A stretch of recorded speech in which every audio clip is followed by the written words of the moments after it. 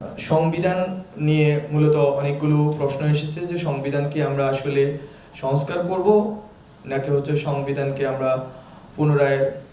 এটাকে প্রণয়ন করা হবে সবাইকে সাথে নিয়ে। যে বিষয় নিয়ে বাংলাদেশে এক ধরনের শঙ্কা বা সংশয় তৈরি হয়েছে সেটা হচ্ছে যে এই যে অন্তর্বর্তীকালীন সরকার, এই সরকার আসলে রূপরেখা কি, ওনারা কিভাবে রাষ্ট্রকে পরিচালনা করতে চাচ্ছেন এবং রাষ্ট্রের সংস্কার এবং নির্বাচনী রূপরেখা নিয়ে অনেকের মনেই সংশয় আছে বা আশঙ্কা আছে। উনি মূলত রাজনৈতিক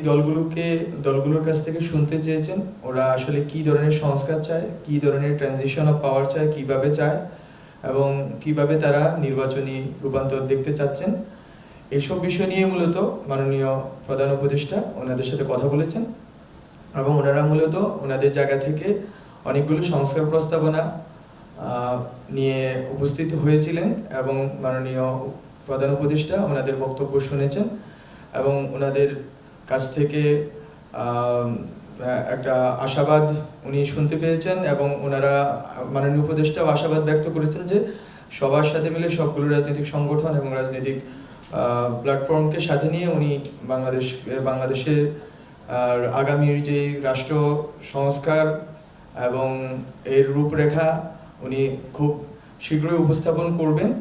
তো এর আগে এই যে মতবিনিময় সভাগুলো, এর ভিতরে অনেকগুলো প্রশ্ন উঠে আসতেছে।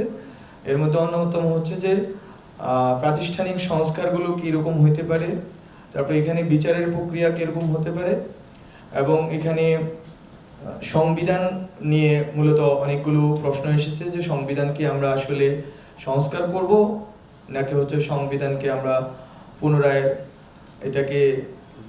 প্রণয়ন করা হবে সবাইকে সাথে নিয়ে। ফলত এই প্রশ্নগুলো বারবার আলোচিত হয়েছে এবং বিদ্যমান যে রাজনৈতিক সংকট আছে, প্রাতিষ্ঠানিক সংকট আছে এবং আরো অন্যান্য সংকট আছে রাষ্ট্রের, সেসব সংকট নিয়ে রাজনৈতিক নেতৃবৃন্দ মাননীয় প্রধান উপদেষ্টাকে অবহিত করেছেন এবং মাননীয় প্রধান উপদেষ্টা সরকারের বিভিন্ন উদ্যোগ নিয়ে ওনাদেরকে আশ্বস্ত করেছেন যে খুব দ্রুতই বিভিন্ন সমস্যার সমাধানে উনি সচেষ্ট আছেন এবং উনি খুব দ্রুতই এগুলো সামলে নেবেন। তো এর বাইরেই আরো গুরুত্বপূর্ণ যদি আরো প্রশ্ন থাকে আমরা আপনাদের উত্তর করব, কিন্তু